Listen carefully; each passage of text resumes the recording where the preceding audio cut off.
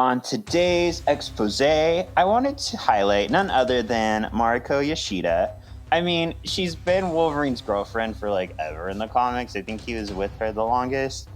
She first appeared in Uncanny X-Men number 118, February 1979.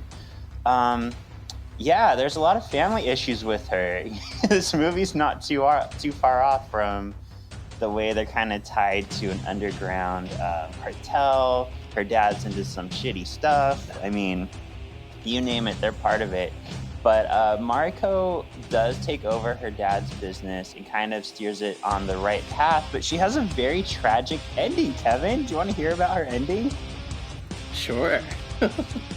So Mariko is poisoned with a poison there's no cure for by Matsuo Surayaba. And she begs Wolverine to kill her. So Wolverine kills Mariko, and as punishment, every year he cuts off another of Matsuo's limbs on the anniversary of Mariko's death. How fun. So that's a nice little fuck you. So yeah, we'll get more into Mariko as we talk through this episode, I think, because we have a lot to talk about today. I go where I wanna go. Jean! Scott! Jean! Scott! I summon the Arctic winds! No more mutants! I summon the Arctic winds! No more mutants! I summon the Arctic winds! No more mutants! There's always more gators in the bayou. Don't get a boomer. Welcome to this week's Solving for X. My name is Shawn. I'm the ultimate excavationist. And I'm something of an X fan myself, Kevin. Kevin, and you brought a friend. I brought a friend. Hi, It's guys. Dorkside Fitness. Hello. Hello. So, what got you into X-Men? You know, like everybody else, the '90s cartoon. Well, I mean, right? It's so dramatic. The characters are so different. It's really easy to like latch on to something and be entertained by the stories, and then it's just a gateway after that, right? Because there's just so much content between the movies, the cartoon, the comic books, the games. You know, it's easy to find something to latch on to. Because I feel like a part of the X-Men fandom is like, I definitely don't love all of it, but there's so much, it's easy to find the part I do love. Exactly. That's a good point. Any kind of comic book territory, really, right? Yeah, and I have a feeling I know the answer, but who would you say is your favorite X character? Oh, you know, there's a couple, a lot of exciting dynamic characters, but if I had to land on just one, probably Wolverine. Mm-hmm. Yeah, you are a fantastic Wolverine cosplayer. Make all the appearances. We took photo shoots together back in the day. Well, actually, a few Yeah. years ago. Yeah, speaking of which, we gotta fix that and get to work and do it again. I know. I'll be at Uncanny this year. Oh yeah? So, yeah.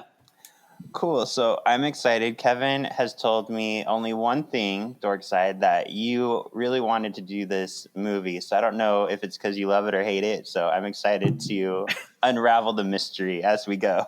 I feel you'll learn my feelings very quick. Okay. Yes. Okay. I cannot wait. To hear. All right. So real quick, just to get some business out of the way. So last week's Previously On, we asked our listeners, who are you most excited to see in live action? Darwin, Banshee, Havoc, or Angel Salvador? What would you say your answer is? I don't know, because we've already got three of them, Darwin, Banshee, and Havoc. And they screwed all three, Fox screwed all three of those depictions up. I mean, I guess Banshee was the most faithful. In the prequel trilogy, did they ever make any link between Havoc and Scott? Not until, what was it, Apocalypse they did? I can't remember. Did they ever late in acknowledge the that they're game. supposed to be brothers? They are brothers. They are brothers, but he's older. I literally can't even remember. Like that, those movies were so devoid of how do you call it? They were devoid of respect for the source material. I mean, for God's sakes, they killed Darwin. His whole mutational set is surviving things that would kill him. They kill him. It was the weirdest choice, and like of all the people, like. Yeah, I really want to reach out to Matthew Vaughn and be like, did you have plans for him? Because it'd make sense if he eventually came back like he did in the comics. But yeah, that's such an odd choice if he wasn't planned to come back. it's just the persistent lack of respect for the source material. Yeah. Well, our listeners answered. We got one write-in saying that they did like seeing Angel Salvador, but they didn't actually vote for Angel. They feel like she was badass though, but they voted for that was Havoc instead. the girl that was like stripper that had the wings and Also, that was passing at you. No, that's Is that a her- common misconception. Yeah, It's not Pixie. Typical. Yeah. They can't even get the visual motifs right, so you understand who you're looking at. Yep. Darwin got 12% of the votes. One of those was me. Havoc got 40%, and Banshee got 48% of the vote. So everybody agreed it was Banshee. That actually surprises me. It surprised me too, actually. I thought Darwin would be much higher. Yeah. All right. And then just a little background on what was going on in the movies at this point. In 2012, Mark Millar, who, I mean, if you're into comics, you know who Mark is. He also started the Ultimate X-Men series. He was a writer on those for probably the first, 20 to 30. He got hired on to Fox to oversee the X movies since I think Fox kind of knew that they were going off the rails a little bit. So my theory is I think that's why at this point we're getting a little more comic faithfulness, a little more quality in the movies for That a word few years "little's" here. doing it's carrying a lot of weight right now. I know. Describe how those movies More so morph. than we were getting. All right. In this movie, we have Hugh Jackman as Wolverine, Famke Janssen as Jean Grey, Teo Okamoto as Mariko Yoshida, Rila Fukushima as Yukio, William Lee as Harada, and Svetlana Kodchenkova as Viper. I tried with the names. I tried it. I tried. yes. All right, so this released July 26, 2013, written by Mark Baumbach and Scott Frank, and directed by James Mangold.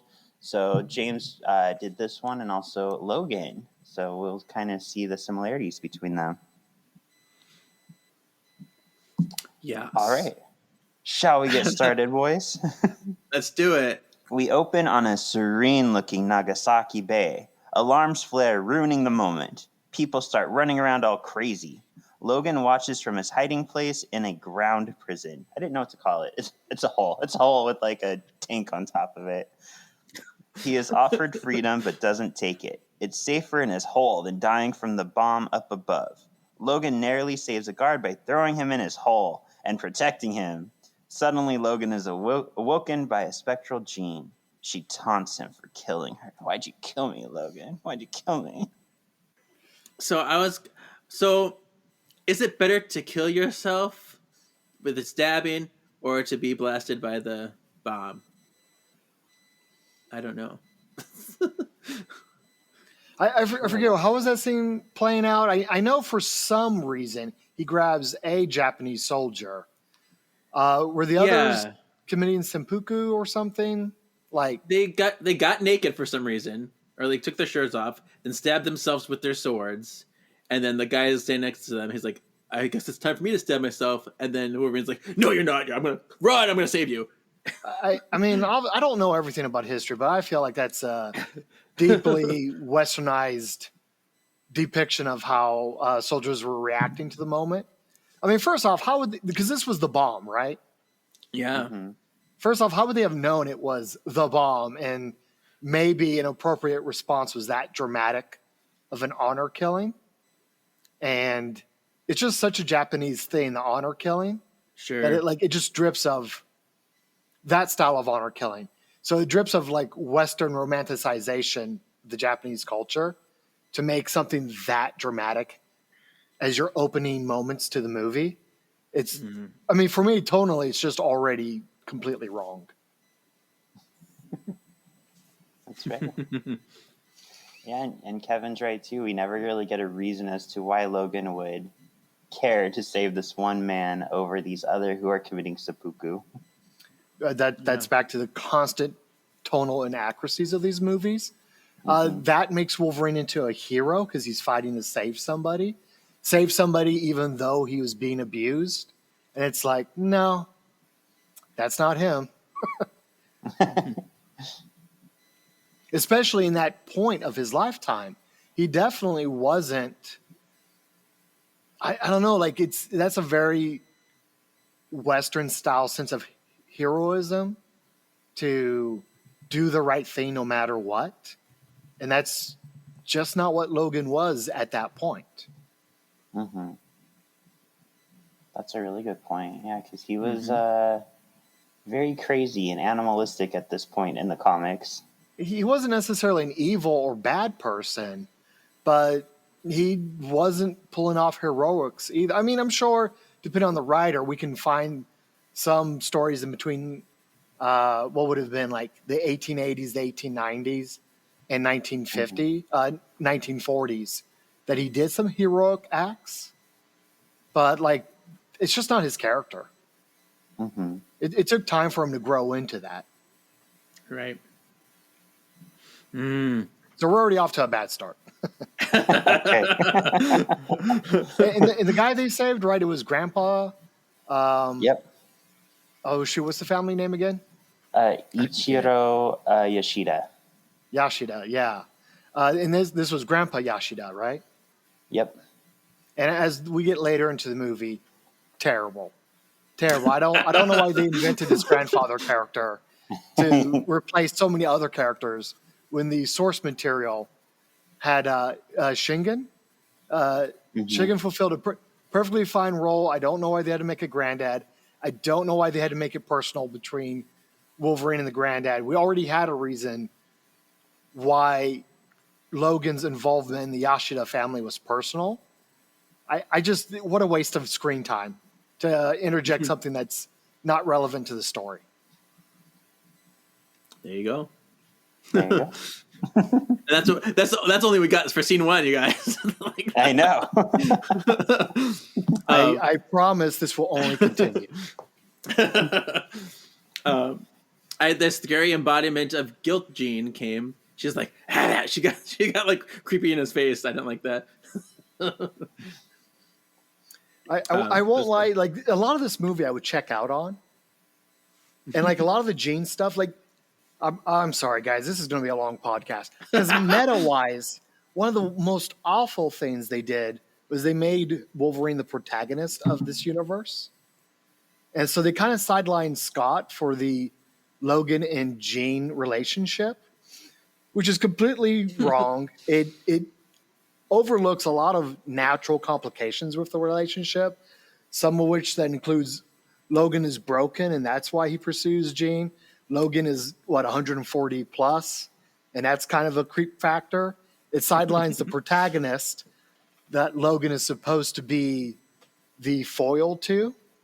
And then we get weird moments, like him having a bleeding heart for killing Jean, where in the books, she was a hero who killed herself to save the X-Men.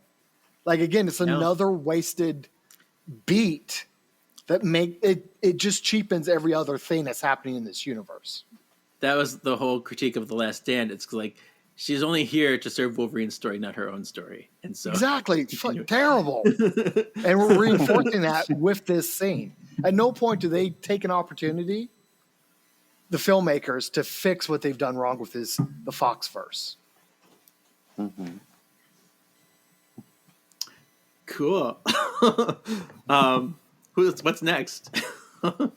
Logan wakes up again. He's in a cave in Canada.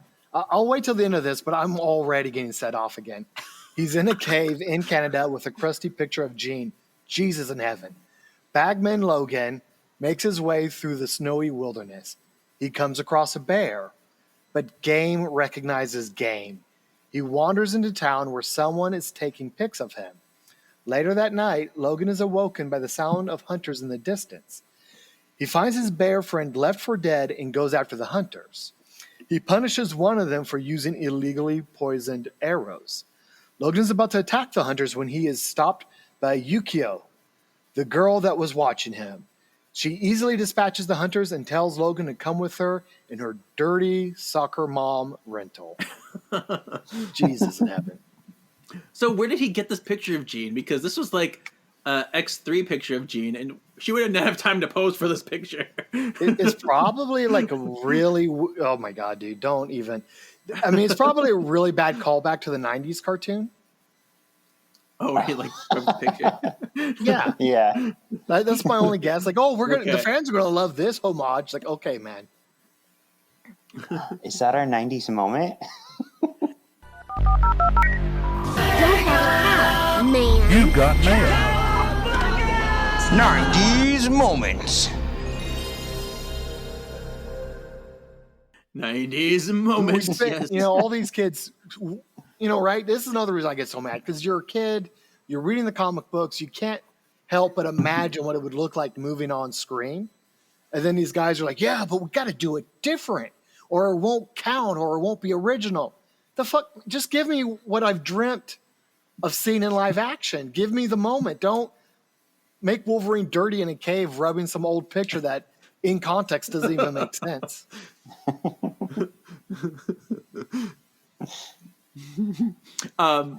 He has his little bear friend here too. No, like that Aw. part almost makes sense. It's cute. I'm just going to jump into it. Yeah. The part that drives me nuts about this is when he goes in and he bullies the hunters. And I was mean, gonna- this will keep coming up. Logan's Hugh Jackman's 6'2". One of the key elements of the Wolverine character, right? The Wolverine, it's a 40-pound mammal that is famous for always fighting things bigger than itself and probably winning. Wolverine is supposed to be the perpetual David in a fight against Goliath.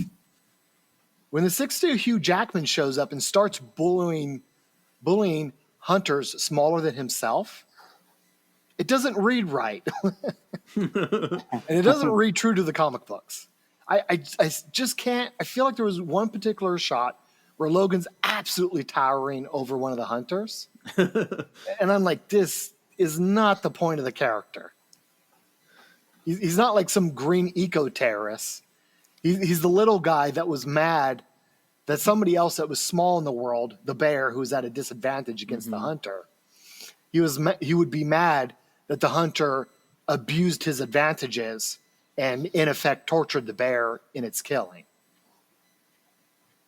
But it just some of that narrative beat is lost when Logan is the towering figure in the scene. Yeah. And how do you feel about the conservative idiot misogynist hunter stereotype? I mean, great. I mean, thank God they have some lazy writing to pair with everything else they're doing a lazy job on. It was awful. I mean, it's fine. It's fine. The books do that, I guess. It's shorthand. And there are a lot of people that do fit that stereotype. If you think I'll go to rural Wisconsin here, that's all you're going to find. So I guess there's some truth in it, but I'm not it's going not to everybody. Like, they're not making the movie better by using a lazy stereotype. Yeah. Yeah. And I think the book did this part better because, I was a little kind of on the fence when he was bullying the hunters. In the book, like, the hunter shot the bear, left it for dead. The bear went on a rampage and killed, like, women and children and men and just killed a bunch of things. So Wolverine first fought the bear to, like, put it out of its misery and killed it. Is that in his original solo run, Volume 1? Yeah, in Wolverine Volume 1. It starts off with this whole bear scene. Because read it already this yesterday. makes so much more sense and ties into pushes the constant tragedy that is Wolverine. Because of course he respects the bear, and there's I think Volume 2 of his origin story specifically has him have a moment with the bear, with a bear, and it's like he respects nature, so of course he would be devastated that because of human intervention, the bear is acting out of order, and now he's obligated because he's not a hero. He doesn't want to kill the bear to save people, but he's obligated to restore an appropriate kind of balance. And it's a tragic moment for Wolverine. No. I apologize for jumping up again, but like already within 2 minutes, the story is already better with that angle and approach. I added to it. Well, Chris Claremont added to it. Yeah, but you know what I mean? Like that's already more true to what the character is. Mm-hmm. All right. And I mean, I mean, we'll get into it more, but Yukio, already, what a terrible depiction. I mean, that's terrible, but such an unnecessarily dishonest and divergent depiction of Yukio. In the books, I feel like in the books, her first appearance was Wolverine Volume 1. And like so many characters in Wolverine's story, it's implied they have a history together. That this isn't their first encounter, but she's also on the fence as far as like being an anti-hero goes. And here she's like kind of like a slave to the Yashida clan. And I don't know, it just didn't. Out of all the characters they changed, her changes were like the least offensive. But when you got a list of unnecessary changes, I don't know what they were doing here either. Yeah, I get that. She's some like Aaron gopher to go pick up Wolverine. I don't know, man. All right, scene 3.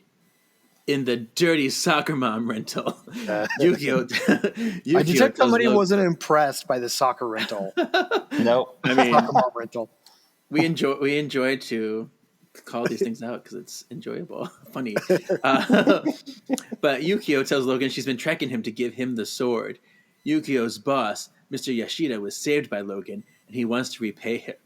After a long conversation, Yukio gets Logan to agree to go to Japan for a day. He's like, I'm not going to Japan. She's like, yes, you are. Okay. Jesus. Yeah. And then he's coming back. He's like, okay, I'll go for a day, but I'm coming back. The next day, Logan hops on a private jet. Oh, I know. We got something to say about this. For a 15-hour flight to Japan, Yukio reveals that he has the power, that she has the power to see people's deaths. Is she even a mutant? She's not even a mutant. I don't think she's. Yeah, I didn't remember her being a mutant either. Certainly not with clairvoyant, a clairvoyant power set. Yeah, they just I mean, like why making even do people that? who aren't mutants in this movie. I just what? Okay, wow. I mean, I don't want to make this even longer than it's necessary, but first off, again, they're supposed to already know each other. Like, so why is their dialogue going this way? It again, Logan is supposed to be 140 years old. So in his narratives, when these characters pop up, it keeps reinforcing to the audience that there's so much about Logan we don't understand because he's been alive for so long. That there's this whole tapestry of characters he's interacted with that he has sometimes a long history with, that it's very hard for us to understand. And when other characters in the narrative don't understand Logan, yeah, we're there with them in being unable to understand him completely. And then this garbage, hey, you got to come to Japan. No. Why are you giving him a hero's journey? Why is he being the reluctant hero?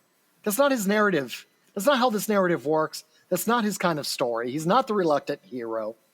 Especially in this particular story, he intentionally wants to fight for Mariko and intentionally faces against Shinga. And he wasn't a reluctant hero. Like, I don't know what you're doing. God damn it. And my particular frustration with the flight to Japan. And look, let me preface. I don't fault Hugh Jackman. Okay, I get it. It was a job. He did the job passionately as well as he could. But a huge pet peeve of mine that I am relentlessly frustrated with is the meta problem here, right? You get an IP, You're like, well, the IP is a well-known IP. Let me adapt it. Oh, but this is bad. This is bad. Let me change this. And then you get like nonsense behind the scenes moments of like, well, don't read the source material. I don't want you to come in with a bias.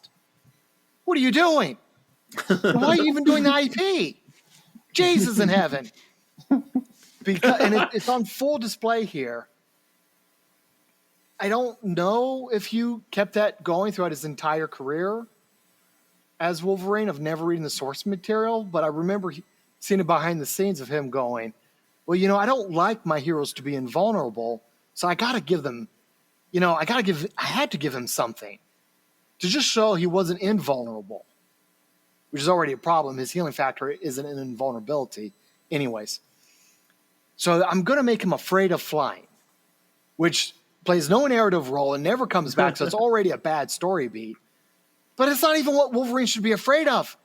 Why would he be afraid of that? He's I think this is after, by this point in the story, it's after his Team X moments. He's done super soldier secret squirrel shit. He's done halo jumps. He can't possibly have a fear of heights. Why would he have a fear of heights? He'll come back anyways. His healing factor can save him from that kind of death. I mean, His he gets fear is the drowning. basketball specials all the time. He gets thrown into the air all the time. Yeah, we saw him fly in X1 through 3. This point in the narrative, he's already on the X team. He's been fastball specialed. He doesn't have a problem with those things. If you wanted to tie it back in the books because you cared about being true to source material and you cared about the fans that grew up loving this stuff, his fear would be drowning because he would just stay in a state of death, and his healing factor can't overcome him being in a state of death from drowning. Oh, my God. I just felt my blood pressure rise. Oh, no. All right. In Japan, Logan notices the Yoshida name on everything. He is taken to the Yoshida complex. Yukio tells Logan the compound has been attacked repeatedly by the Yakuza of late. Logan takes note of Shingen Yoshida's expert sword fighting.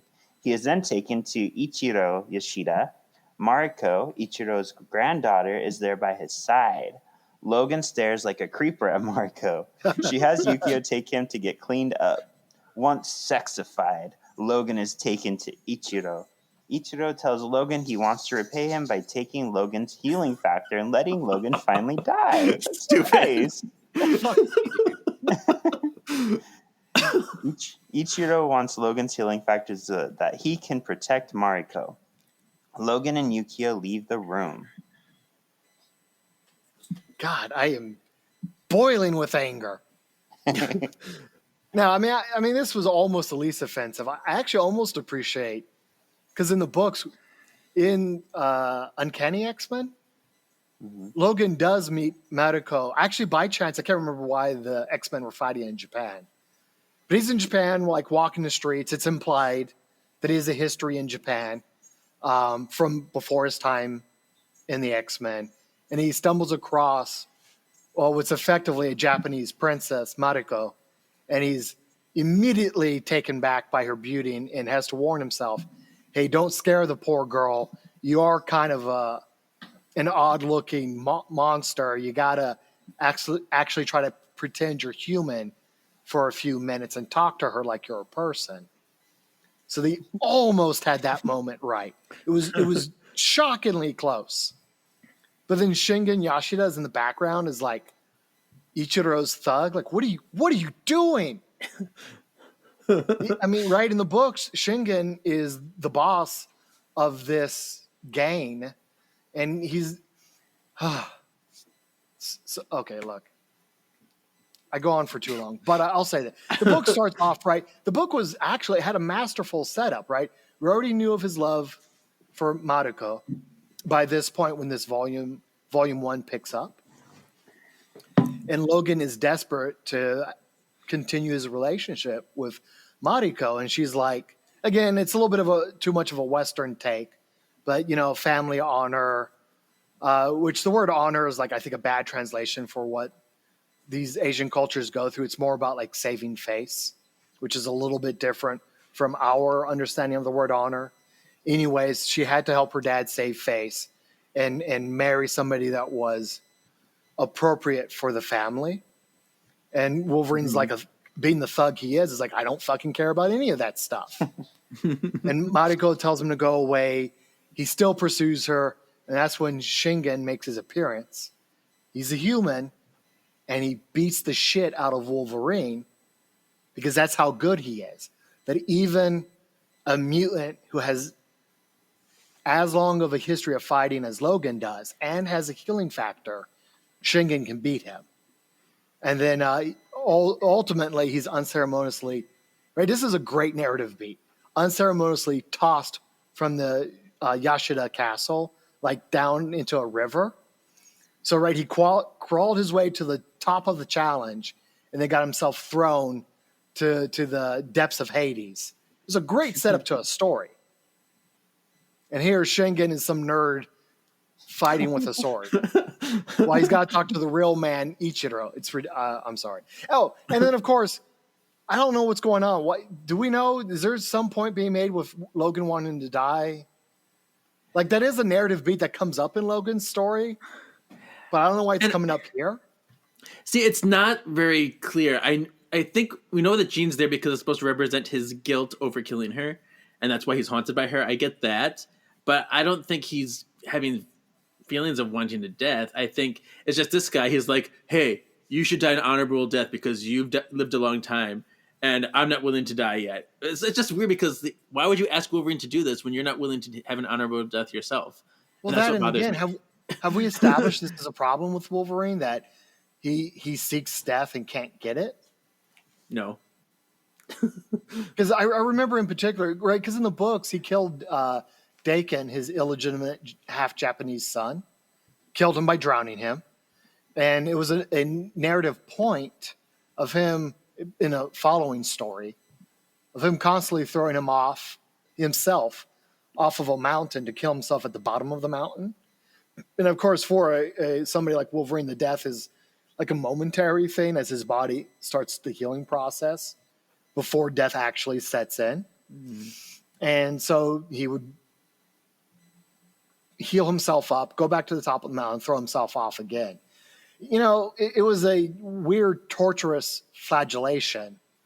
He wanted to torture himself because he was so guilty for what he had done. But he wasn't actually killing himself. And clearly by this point in the narrative, he knows how to kill himself. Mm-hmm. So it's not like death is unachievable for Wolverine.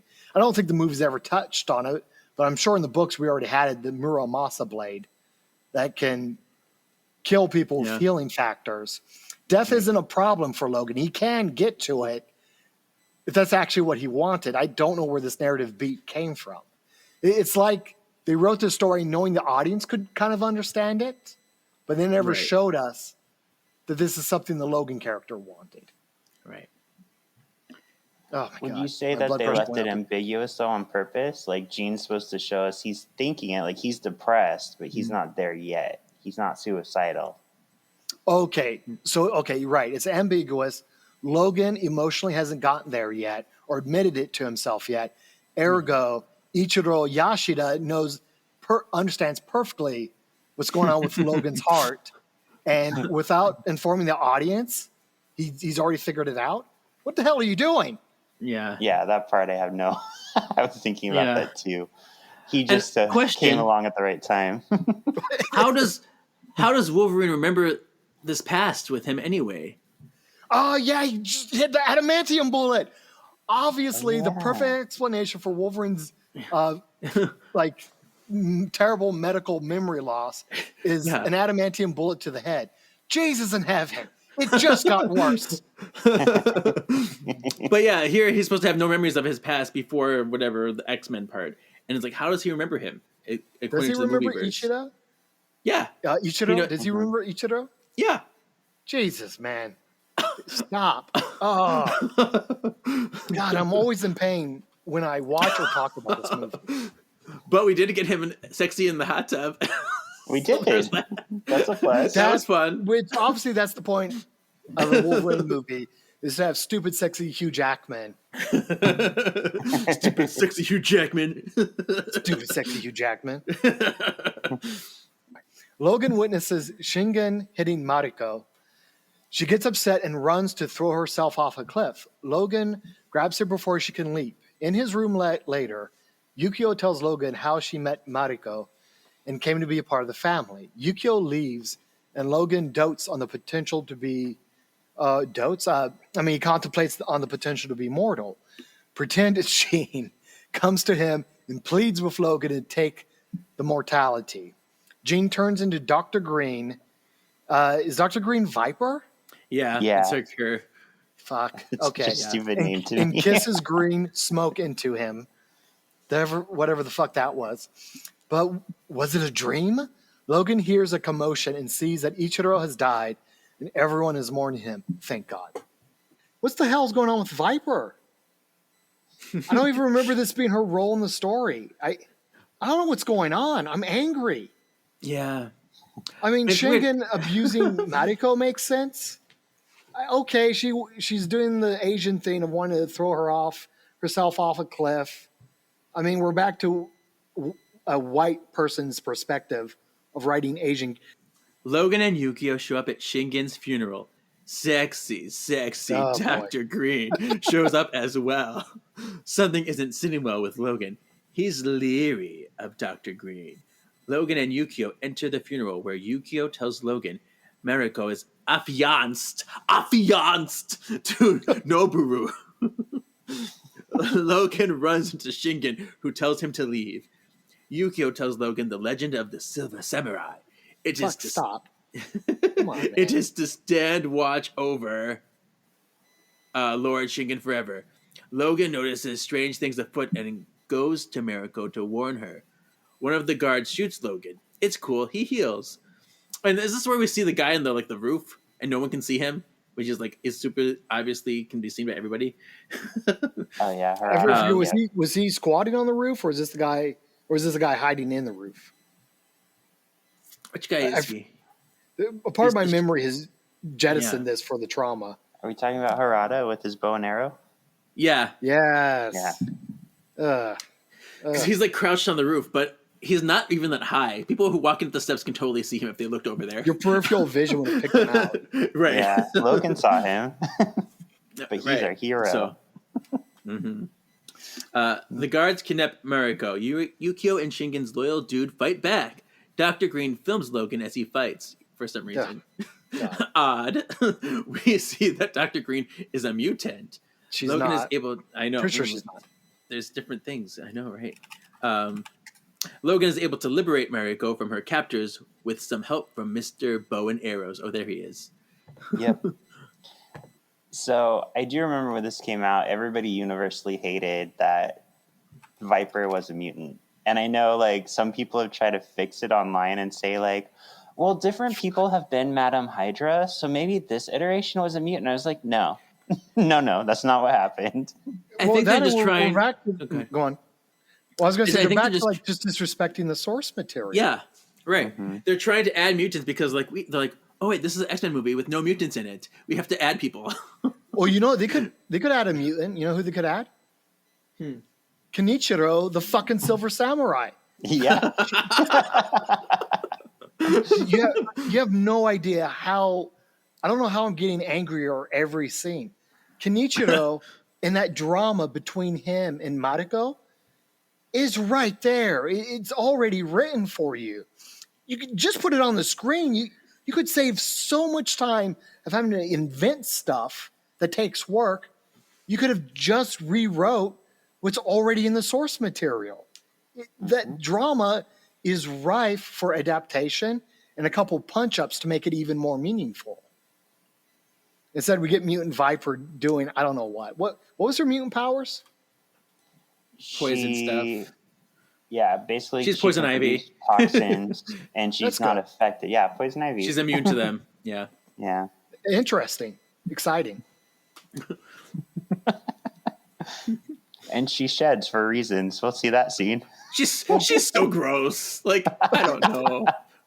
The only thing else I can remember from this scene is being so angry that Wolverine was again the bully, because I remember it being so effortless for him to murder everybody. It was such a boring scene. Yeah. Because we've already established in this universe, right? Because in the books, and they've power crept Wolverine in the books, which I don't like. But there was a time where, right, his healing factor wasn't immortality. His healing factor just meant he could take damage and then survive it when a normal person would have died. Yeah, I had questions about that later near the end, so I'm glad. Yeah, but this is an example that they power crept his powers. We have long since established a bullet doesn't really mean anything to him.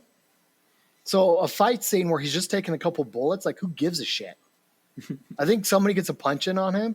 Again, who gives a shit? It doesn't mean anything. There are no stakes here. I mean, I guess the only stake is him trying to save Mariko. But like, why? He doesn't have a relationship with her. In the books, he already had a relationship with her. He'd already tried to court her.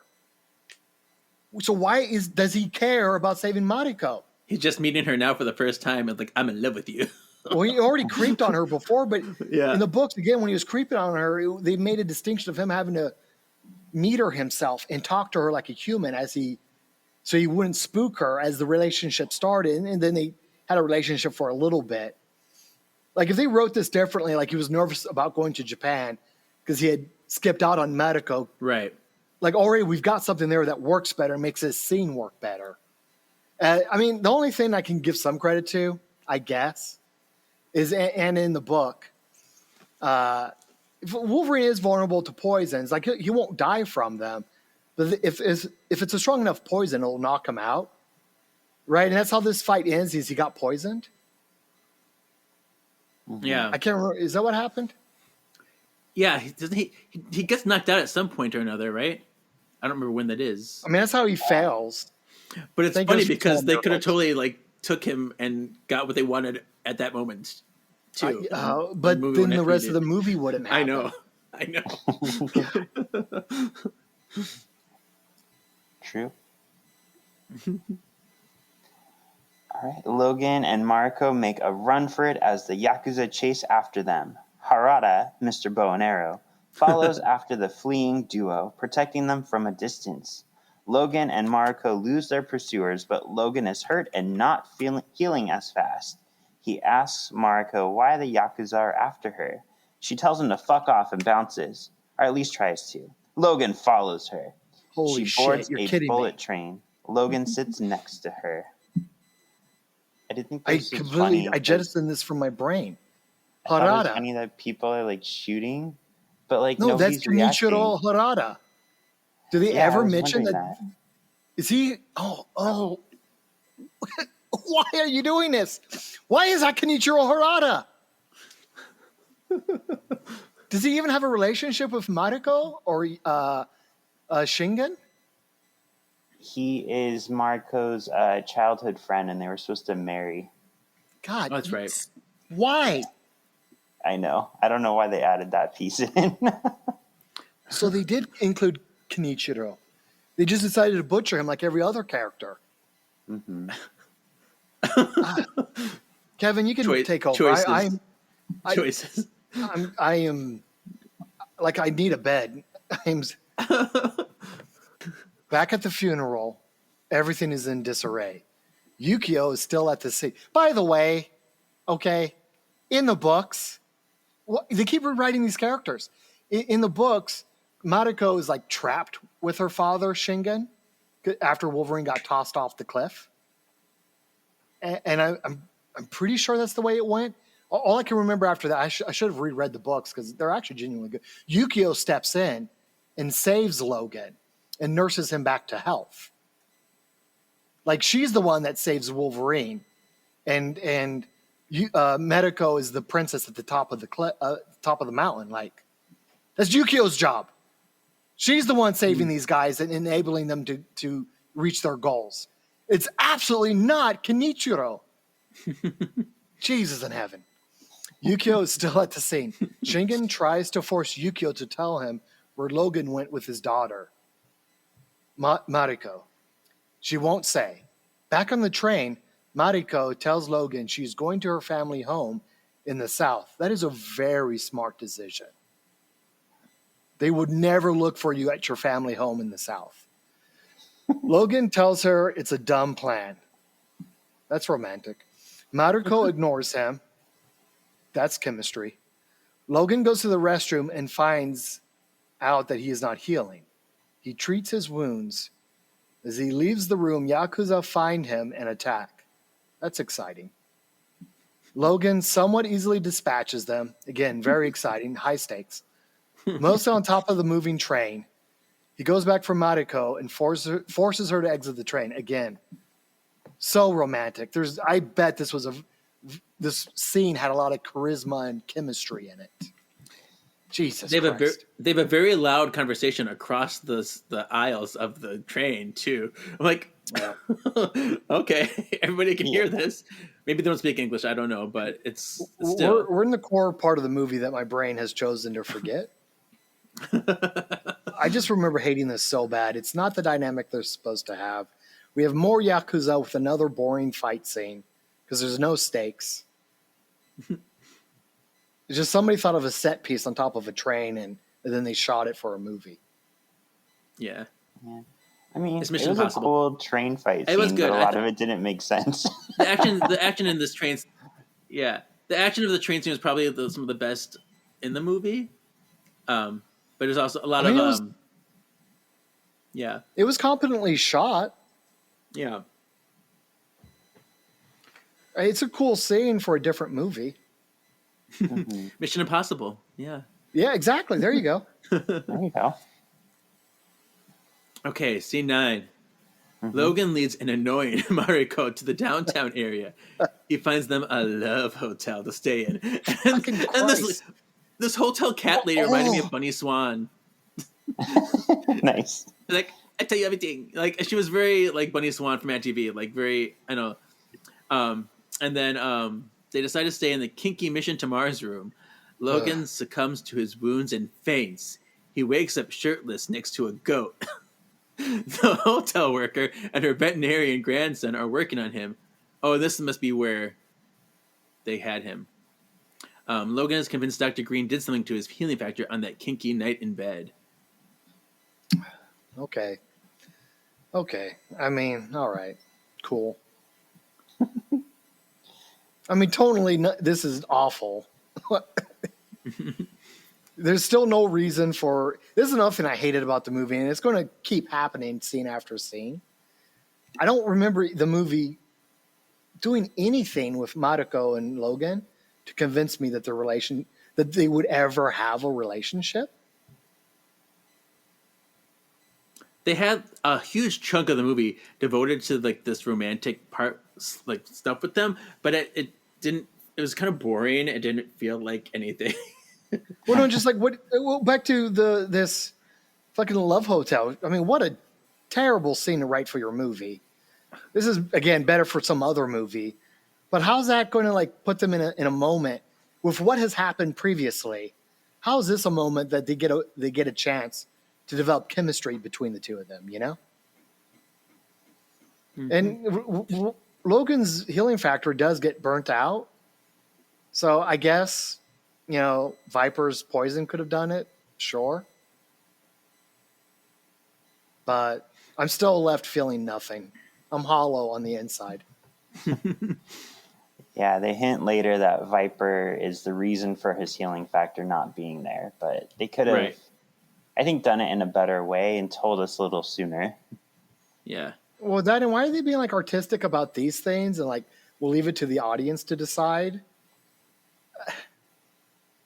It doesn't mean anything. Like, if Viper's the one who did it, just tell me she did it.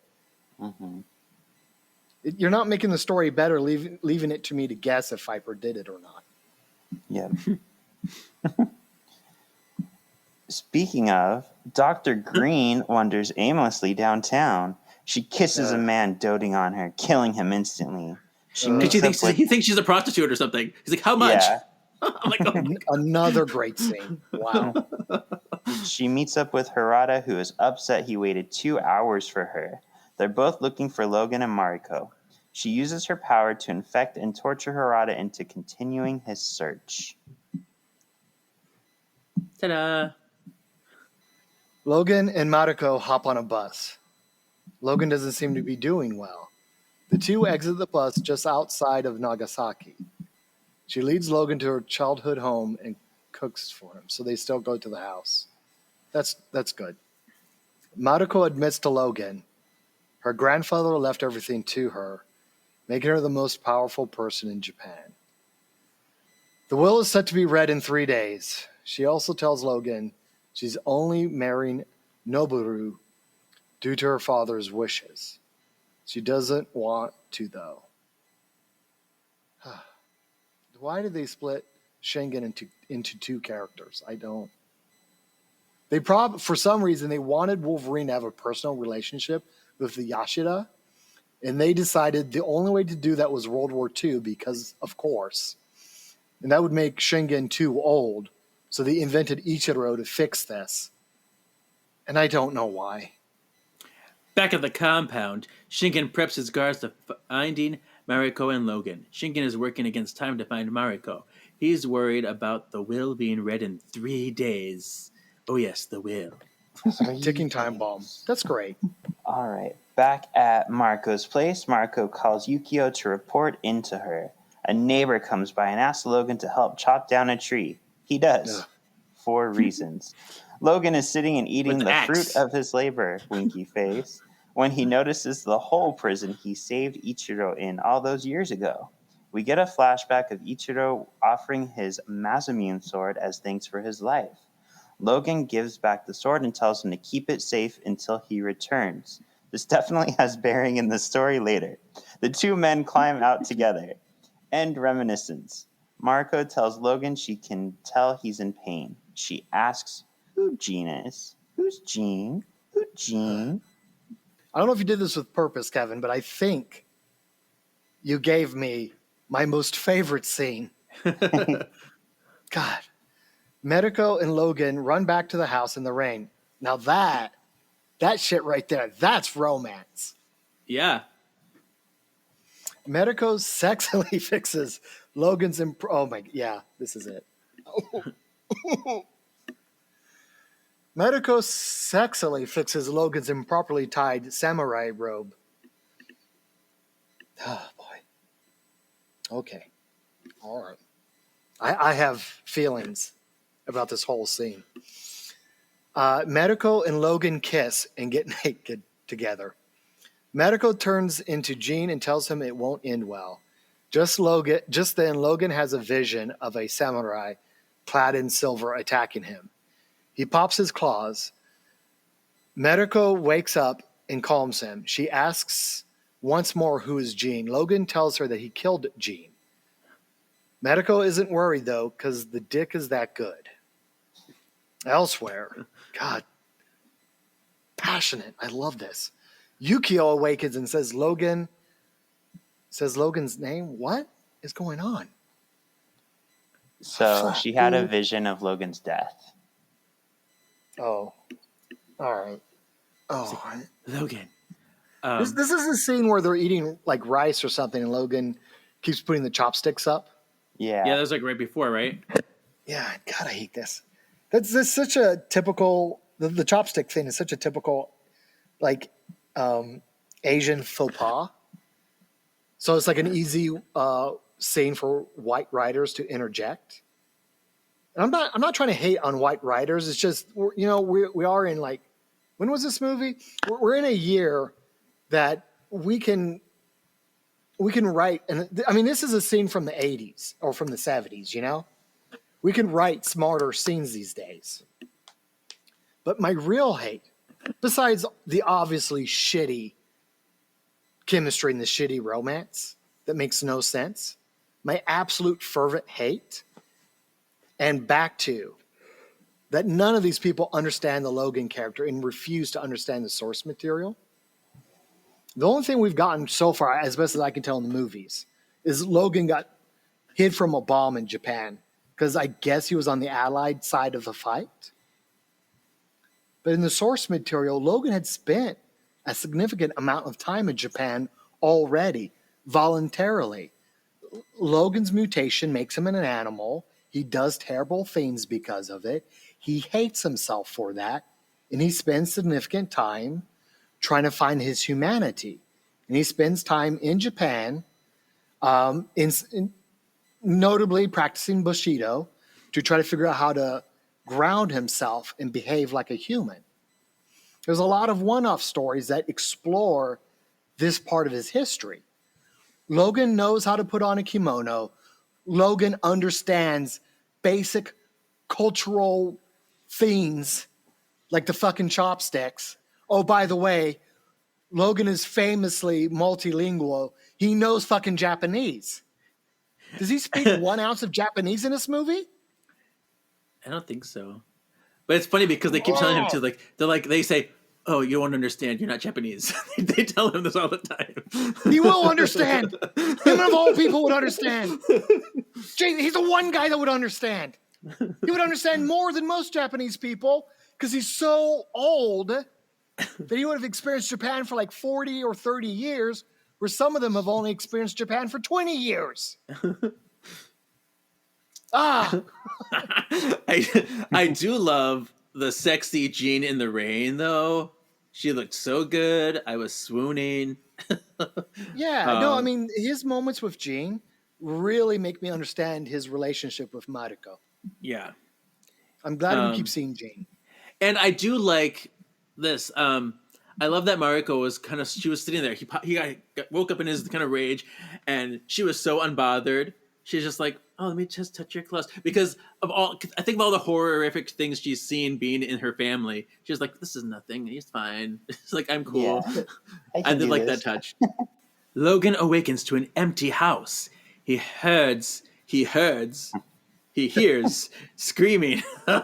He's going to herd Mariko back to safety. Yeah. Like a working dog. Oh. He hears screaming outside and runs towards it to find Mariko being taken. He tries to chase the men, but they shoot him in the unhealing leg. Because I have unhealing powers now. He is able to grab one of them and goes back to interrogate him. Yukio drives down to find a limping Logan. Limping Logan. I like that. She takes him in. Logan demands to be taken to Noboru. When they reach their destination, Yukio tells Logan she saw him. I love this, though. She's like, he gets in the car, and she's like, "I have to tell you something." And then she's like, "Let's drive for like 10 miles. And then we get there. Like, "Okay, here's what I have to tell you. I saw you die." She saw him die. She's like, she saw him on his back with blood everywhere. He was holding his own heart. It was not beating. She said it so very weirdly. I was thinking about this vision of him dying. Does this have any parallel or any truth to how he dies in Logan on his back or anything like that? It is absolutely possible for them to have thought ahead like that. And I just believe the writers on Logan were talented enough that they were able to look at what came before and work that into the narrative. Yeah. I'm curious when we get there how it's going to, I mean, he's not holding his heart in his hand like this. And it's not, that was a little weird. Wasn't it referencing this movie when he pulls the parasite out of his? Yes, it's referencing this movie, but I was wondering if they thought about putting that in the future thing too. But if he's holding his heart, not beating, there's no way. That. Yeah, I just think the Logan writers. Yeah, I think they did a better job. They looked back at what the movies had been and kind of figured out what could they pick to make a more satisfying conclusion. And it's not always perfect, but it made for a much better movie that had much more emotional weight to it. Logan exits the car. Against his order, Yukio follows him. They head into the building together. They head up to Noboru's office to find him partying with some girls. Logan threatens Noboru to tell him why he ordered the Yakuza to kill Mariko. He reveals Ichiro went bankrupt researching Wolverine. Shinken covered it up and got upset when Ichiro left everything to Mariko. Logan gets mad and throws Noboru from the window anyway. Noboru lands in a pool. How did you know there was a pool down there? I didn't. Fuck. Nope. Noboru was so sexy to me. He got bod. And I didn't mind this scene just because I got to look at him and he was sexy. Tight little underwear. I like his little underwear. I like his cute little facial hair face and his body and this tie. I love the tie around the neck. I don't know. I like the visual. I appreciate the only thing I feel like you've said positively so far twice is being able to like gaze at some boys. Like that's the only thing the movie has going for it so far. Gene. Okay. But like that's the only thing literally the only thing the movie has going for it so far. Yes. 3 times we had some attractive people on screen. I paid $12 to go to the movies, and I've gotten a minute and 30 seconds of attractive people on the screen. Well, what else did you like? I don't know, man. Too funny. Later that night, Mariko is taken to her father. He starts giving her a lesson on genealogy. Okay, that's cool. At the same time, ninjas start taking out Shingen's men outside his office. Mariko goes to leave, and Shingen suddenly notices they are under attack. Harada reveals himself to be a ninja and tells Mariko she will be... God damn it. This doesn't make any sense. Enter Viper. I mean Dr. Green. She licks a pen and stabs Shingen with the poison tip. He falls down in agony. All right, guys. All right. That's a scene. She's got I really feel like the movie's given up, and it's just writing things because the movie needs to finish somehow. The thing I hate the most about this is it kind of makes Shingen look like a little bitch. When in the book, he was the big bad. And again, right, he was so powerful. He's a human. I can't stress enough how much he's just human. But he was so talented and skilled, he could beat a mutant of Wolverine's caliber. And here, he's like a pathetic little weasel in the pulling strings in the background because he can't face people head on. Ninjas surprise him, and Viper defeats him. Like, what's going on, guys? All right. Outside, Logan and Yukio arrive. They find the place empty. There is a note on a dead man saying, "Come and get here." It was like on a picture on there. Yeah. Oh, there. It shows a picture of Ichiro's birthplace. Logan is all set to go. He notices the parasites he saw in the room earlier are gone. He preps a chair for surgery. Meanwhile, a dying Shingen puts on the silver samurai outfit. Logan does some Resident Evil shit. Yeah, he's like, I'm gonna dig into myself and do surgery on myself and get the parasite out, and it's... And then it was very Resident Evil. Where did the parasites even come from? It was from the Viper, some kind of poison she put in him when she kissed him. But did they ever explain what the deal with them? I mean, why do they even exist? What? The parasite? Was it just so they could have this scene where he tears into himself? Well, it was what was causing his healing factor to waver. Yeah, but why does it even exist? Like, you could have just done it with poison. It's always been things like poison that shuts down his healing factor because his healing factor gets burnt out trying to kill the poison. Right. Why is it a parasite? Probably so that they can do this. Yeah, so that he can, so they can stop it. He can easily stop it and get back to him. No, that's right. They wanted to make a dramatic scene because his healing factor is gone. So it's the question is, will it kick back in fast enough to save his life? Right. Mm-hmm. He cuts himself open and reaches inside and grabs it. Yep. Shingen shows up as the samurai. Yukio protects Logan from him. Logan pulls out the parasite and slowly dies until he doesn't, and he wakes up to fight the people. Yep. I do remember. Sorry. I do remember Yukio fighting like that for a brief, fleeting moment. I had some feeling again for the movie because Yukio was obviously the underdog against Shingen, so I could feel something. Mm-hmm. Yeah, it would have made more sense if it was poison since Viper kissed him and there's the green smoke. So it's kind of weird that it's a parasite.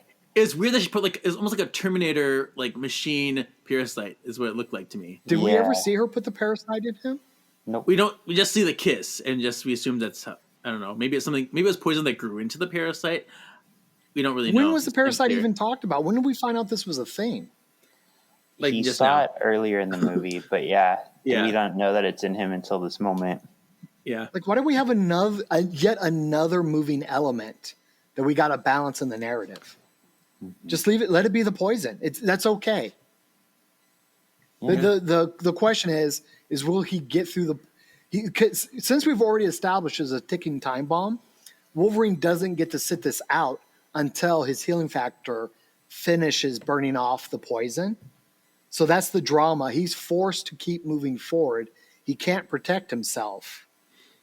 And can his healing factor overcome the poison in time before he's forced to enter into a do or die situation? You don't need to stop the movie for this parasite. Yeah, agreed. Logan gets up and does some booby tricks before fighting Shingen. His healing factor is back in full force.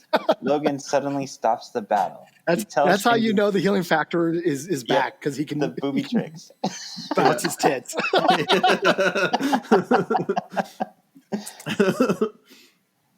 He tells Shingen to live with the fact he tried to kill his own daughter. He turns to leave, but Shingen stabs him. Logan throat stabby Shingen, killing him. Logan goes back for Yukio. She's fine. They decide to head out to save Mariko, despite it being a trap. Yukio suddenly finds plans for a big-ass suit.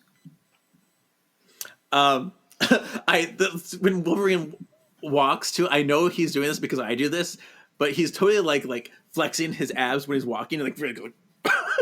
It was super noticeable. Yeah. I hate this scene.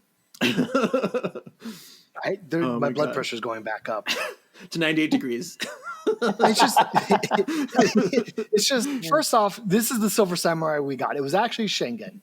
Before we get the mecha, it was Shingen. What are you doing? And then we're back to what a terrible depiction.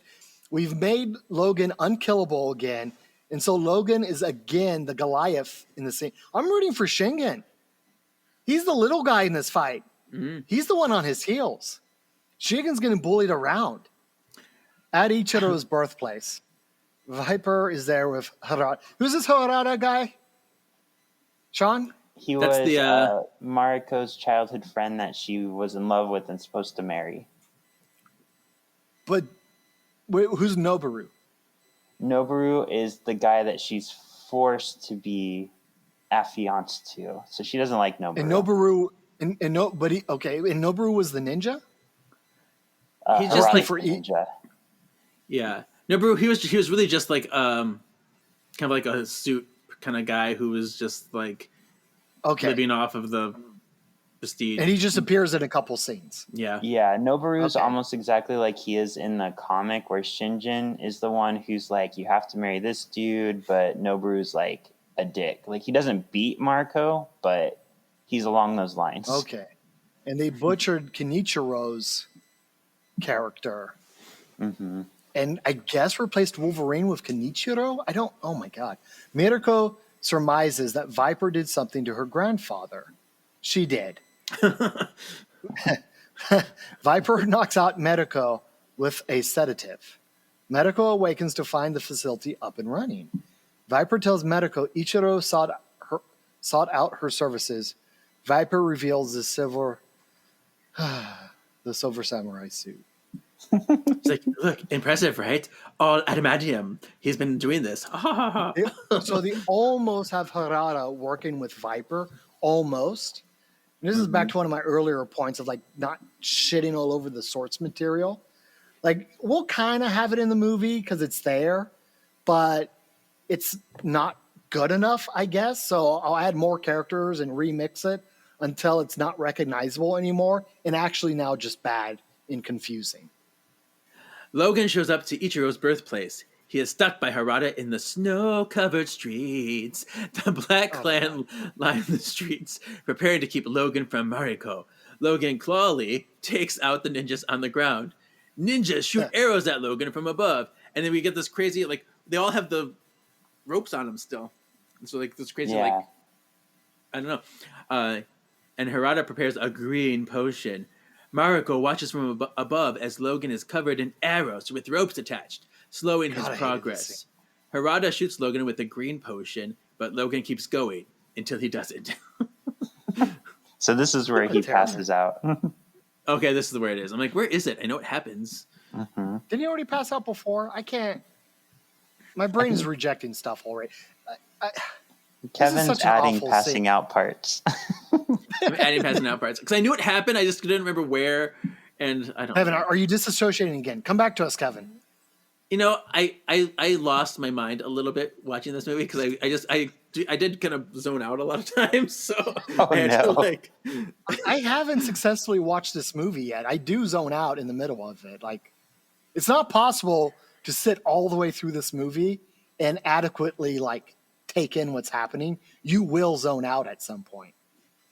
I mean, like, obviously this was a cool scene, like separated from the context of the movie. Visually, with the large arrows, the sound effects, the ropes. So that's why they wrote this scene, was to have this really cool beat. But it's an awful scene. Wolverine's not an idiot. He would have taken cover and made his way in some other capacity, especially with his healing factor back. He could have used his Wolverine claws to get through the walls. Like, he has options. He wouldn't just run down the middle of the street and be an obvious target. He's like 140 years old. He knows how to handle these moments. What is happening?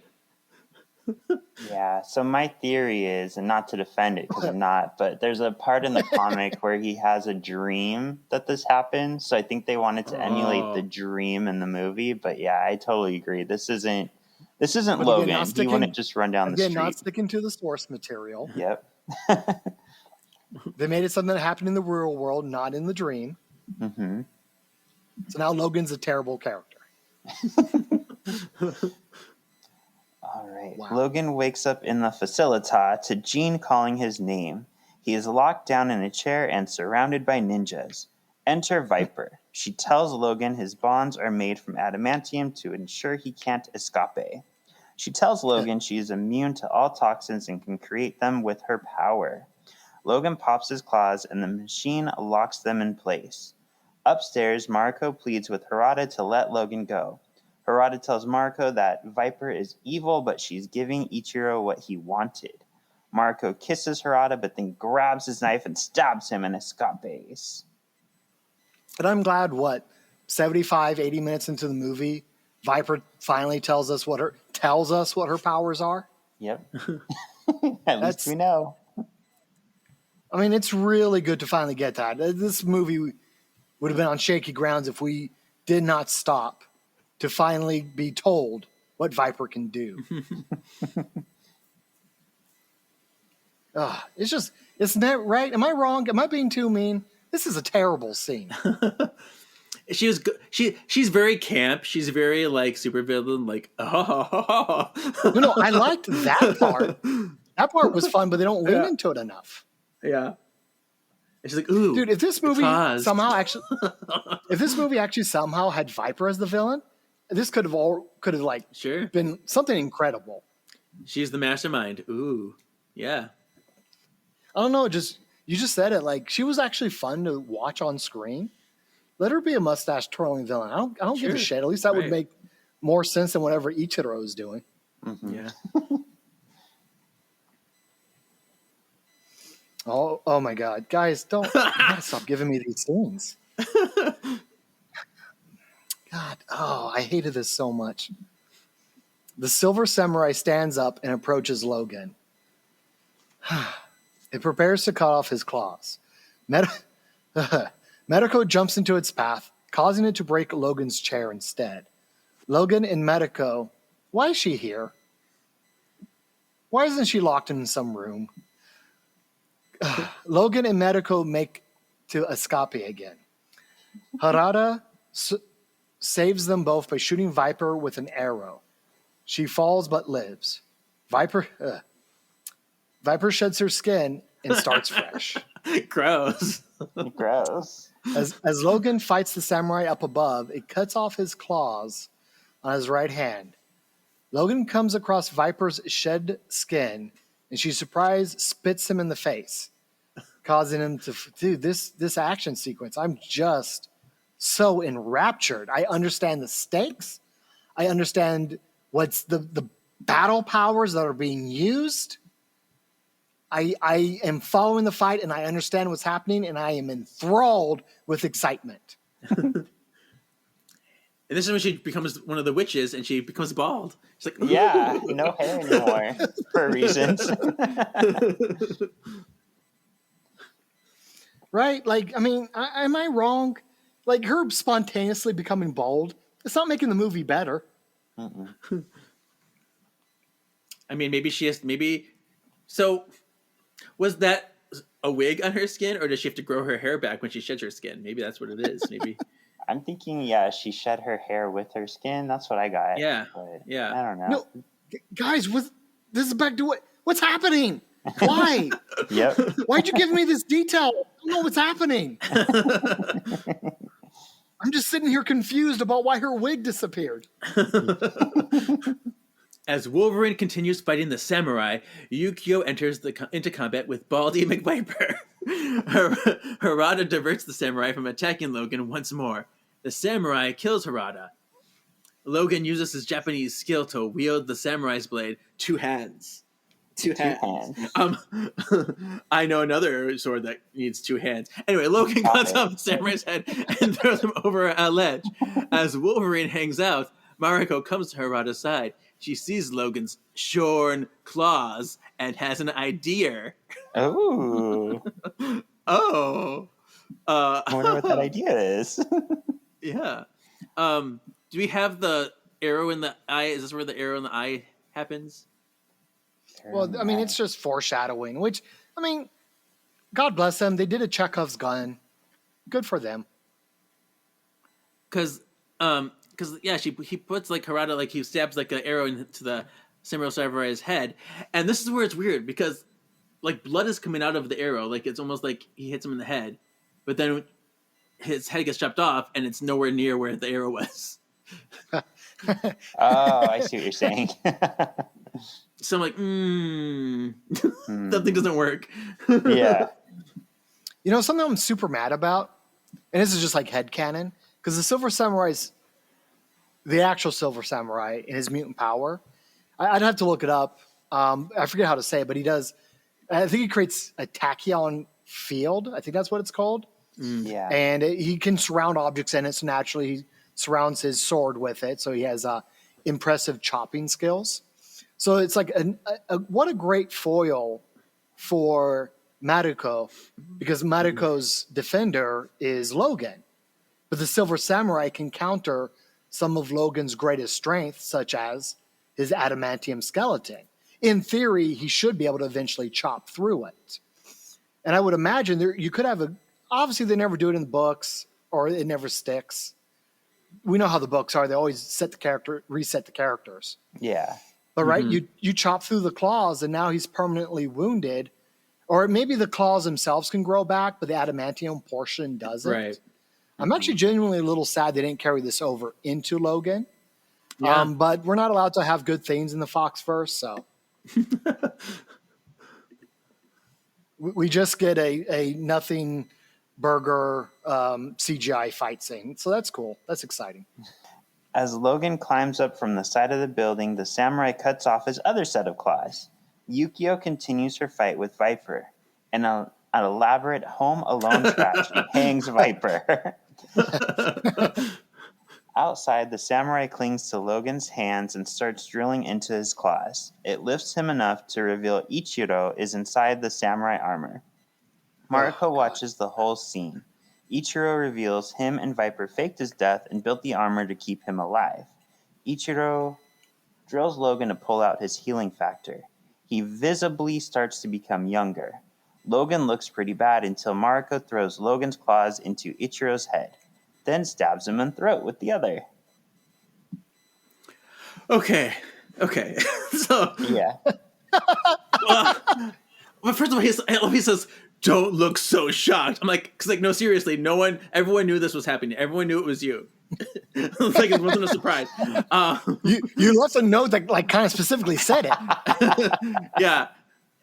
Yeah. I mean, it was pretty obvious. Even from the first part, it was like, "I need your healing factor." Oh, I'm dead now. Are you really though? No, you're not dead. But guys, go. Kevin, why did they do all of this? How was this the plan? I don't know. I was very confused by the powers. Like, because how can healing factor de-age you? I know it slows your age, but how can it like de-age you? It's not a youth serum. Kevin. I think I actually just fell in love with you, man. Like, I totally missed that again, that disrespect for the source material. Yeah. It doesn't de-age you. It slows the aging process. Yeah. So, yeah, it was very weird. I just remember the weird floating head inside of the CGI samurai suit and my will to live evaporating for like a good 6 or 7 minutes. Dude, I was in a fight for my life when this thing happened. Like, it was just so disappointing. And he already absorbed a pretty good chunk of the healing factor at this point.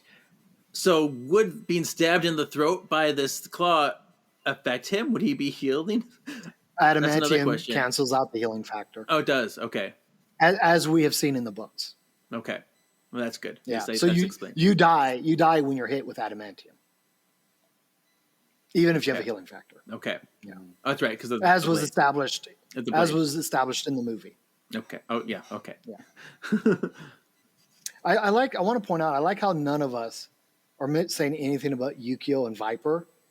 Because what's the point? There's no rivalry between the two. The fight means nothing. What's happening? Why are we doing this? Yeah, it seems pretty useless at this point.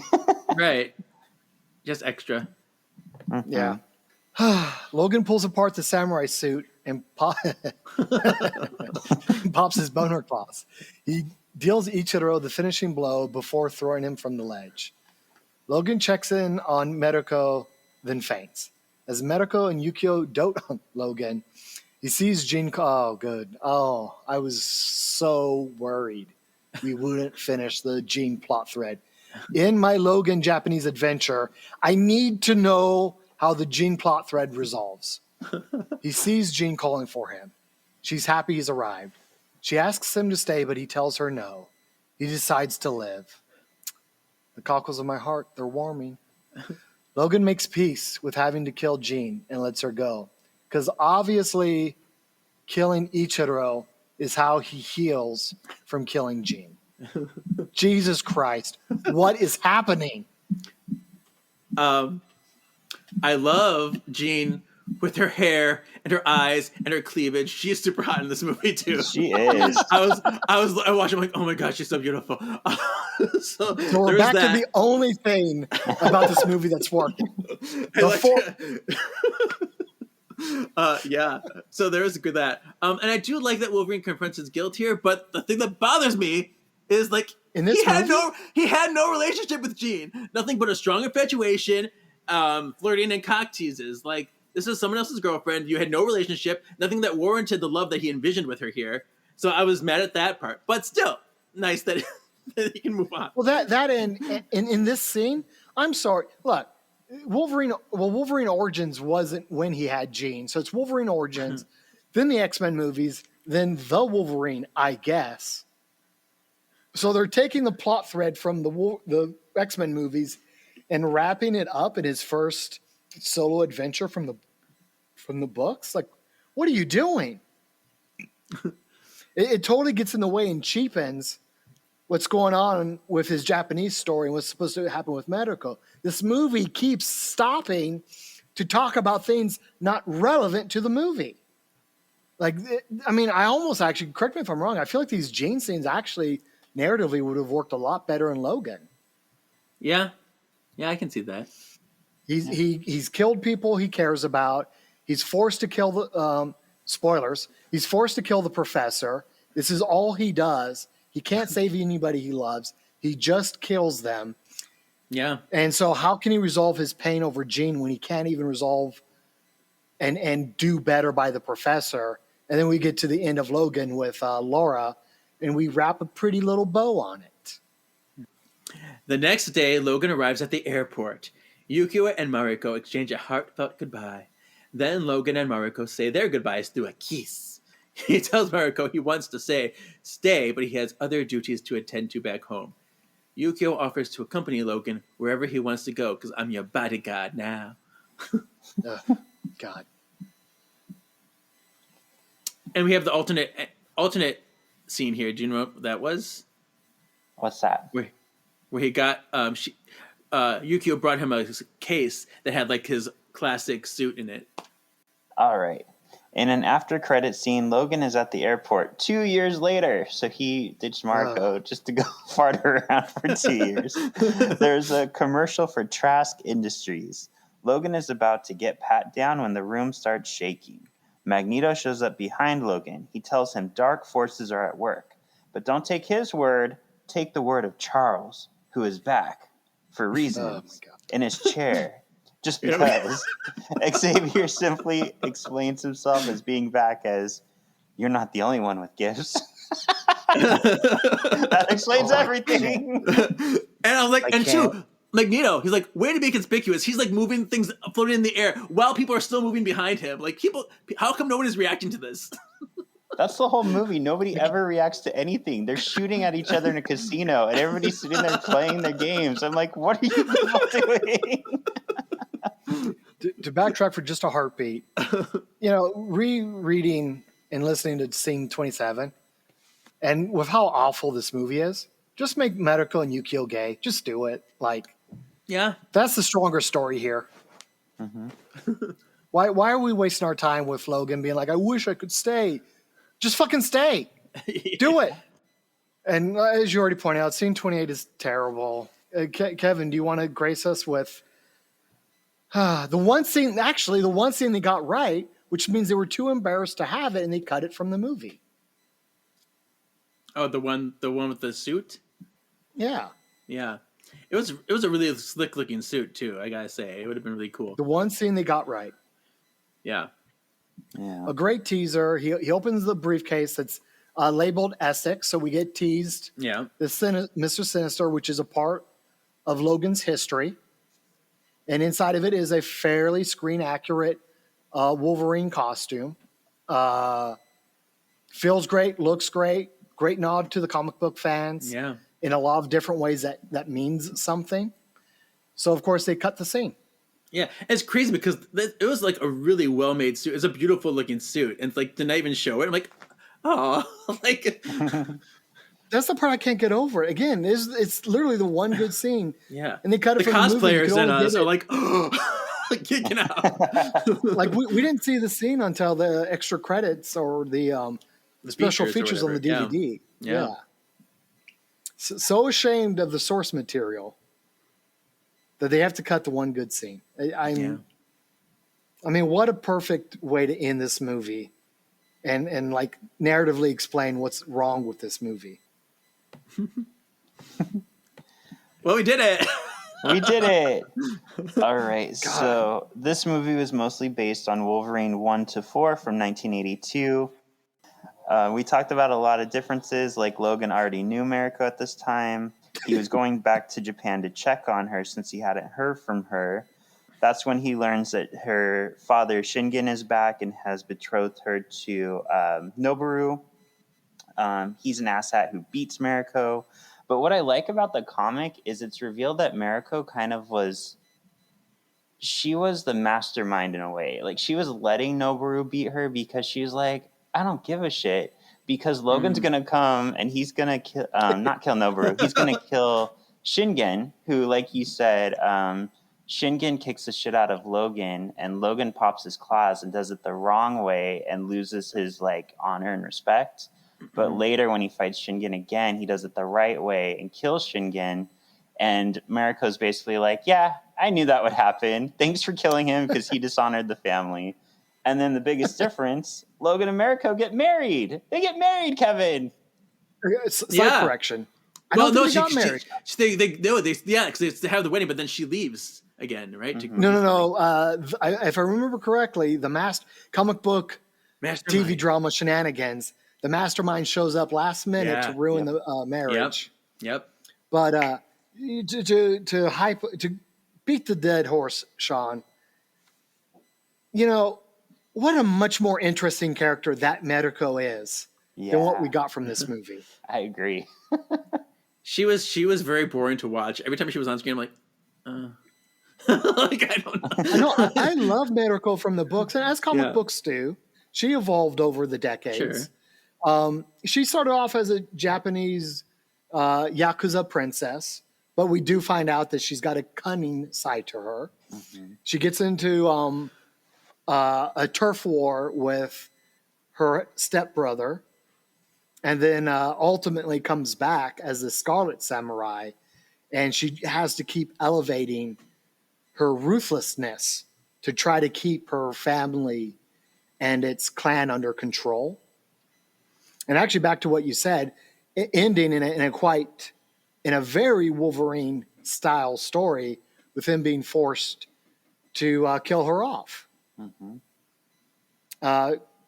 It's a comic book. There's a lot of story beats you could police up and make better, which is the perfect setting for a movie to come in and take that opportunity to police up those story beats and maybe a wonderful Wolverine 3-act trilogy, We got a lot of story there we could be telling. Instead, we got Wolverine Origins, randomly the Wolverine, and then oh my God, guys, I'm just so... I was never happy with the Foxverse. I'll give them this. I mean, even though they wrote themselves in a corner, they made the Silver Samurai gigantic, so Wolverine was the underdog for once. Oh, there That's you go. good. They got that right. Yeah, they did that part. All right, so how would we rate this? Britishly bitchin' like Emma, pretty cool like Iceman, Australian Wolverine, you kind of love it but kind of hate it. Fat and sweaty like Jubilee, unspeakable like X-Men Origins Deadpool. X-Men Origins Deadpool. Okay. This was close to being as offensive as Origins Deadpool was. Wow. Okay. I really thought you were going to rate this one high. Go fuck yourself. How about you, Kevin? Okay. This was only the second time I saw this movie because the first time I forgot a lot of it. Watching it again, I think I have the same feelings. I think I still forgot a lot about it. It's not very memorable to me. I like seeing Japan, and I like the overall narrative about Wolverine's guilt. That's nice, but overall, it's kind of meh to me. I'm not really particularly moved in a positive or negative way, but you're so much kinder and gentler than I am. I don't care about a lot of the stuff in here. I think there's a lot of weird choices and continuity issues that don't make sense to me. But this actually came as a surprise to me a little bit. I actually liked this movie less than Origins. Because that is actually somehow saying a lot. Yeah, I mean, because there are many misses in Origins, of course. Take away the cringy parts of Origins, and you still have a decent film in there. You take away the misses in this movie, and then you're left with just still a very flat, unmemorable movie, even if you take away the bad stuff. So I think it's shot kind of pretty, and I think the tone is probably more cohesive, whereas like Origins' tone is kind of like back and forth, kind of off the wall, kind of crazy, kind of cartoony. This one feels like it's trying to be more serious, and it gives the illusion of something that I should like more without actually being that thing. So I would say this film was very hot, and I felt very insecure about my body while watching it. So just like it made me feel, I'm going to say fat and sweaty.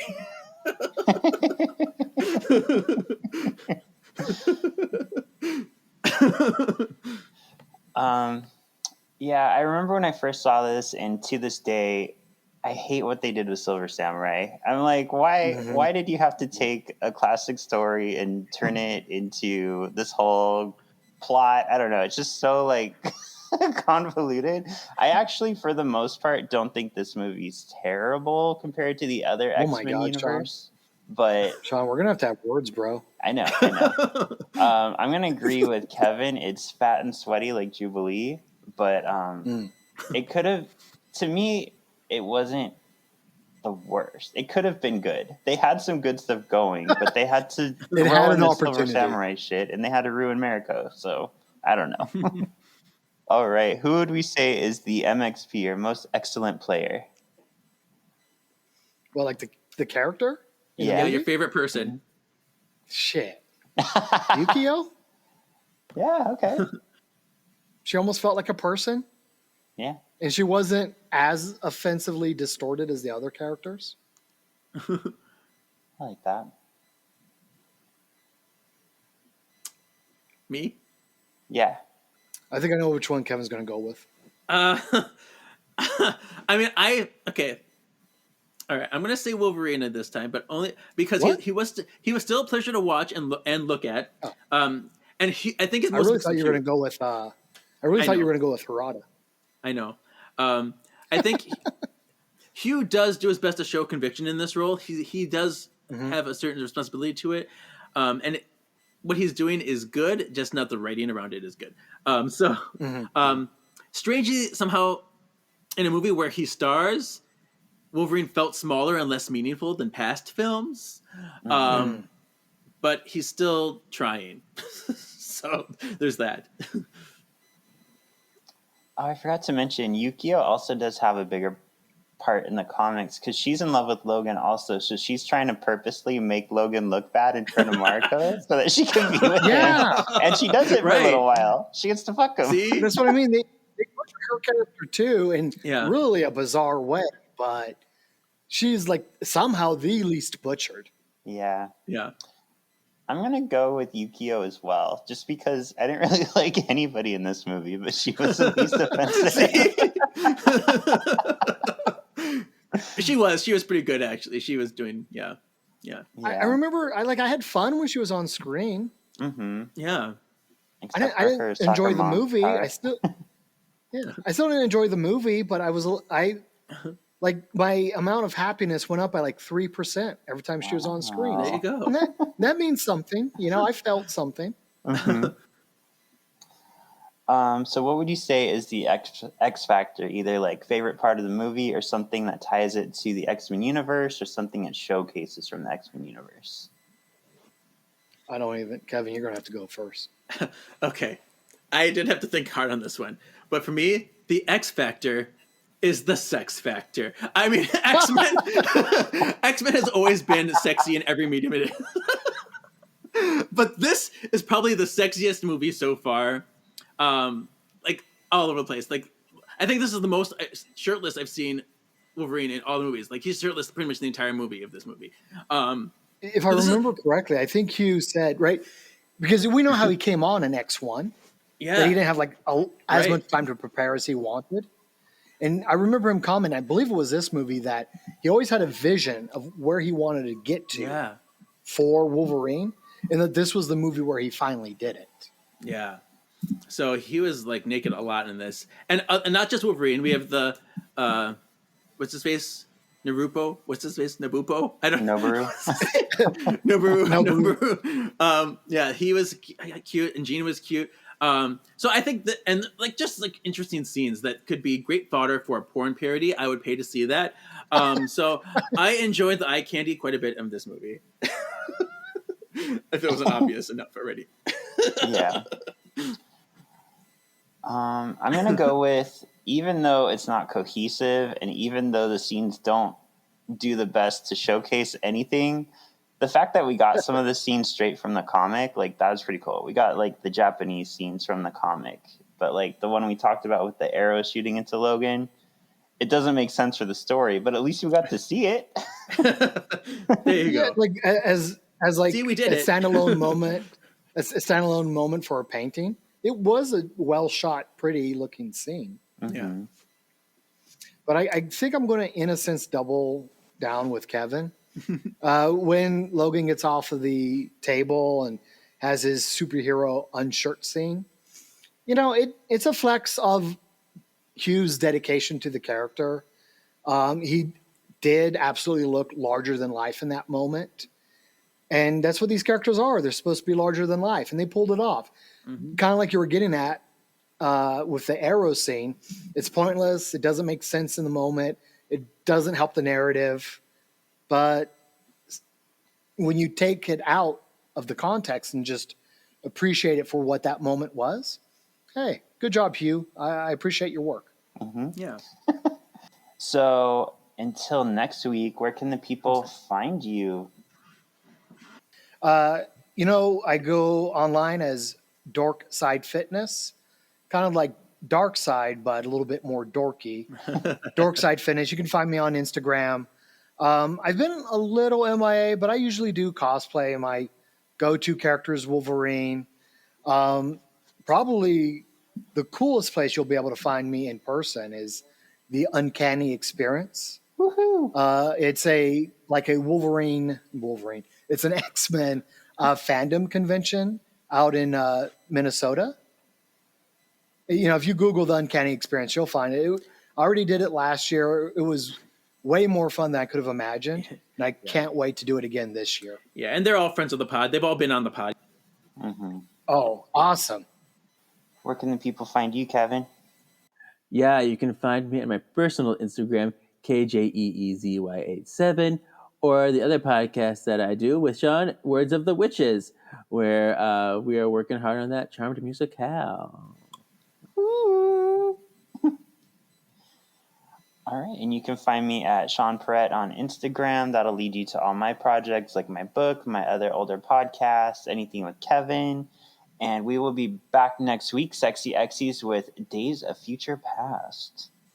Yes. Hey, thanks for having me, guys. You're welcome. Thank you. Yeah, this was fun. All right. Thank you, everybody, for listening. Thank you for giving me a forum to get that out of me. If you leave that inside of yourself, you can get it'll cause problems. It might be a source of cancer. You might have just saved my life.